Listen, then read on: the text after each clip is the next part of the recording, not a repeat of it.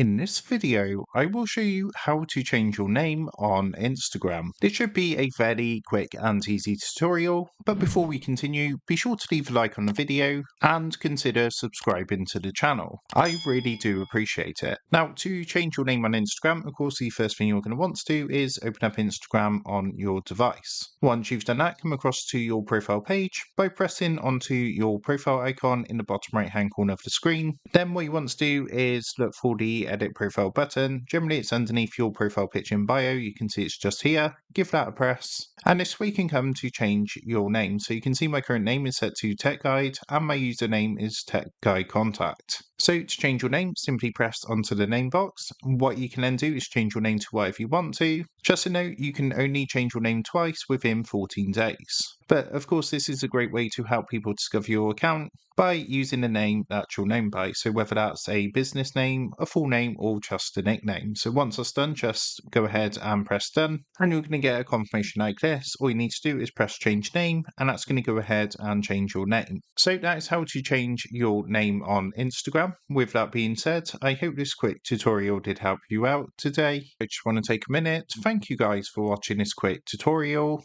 and I will see you in the next video.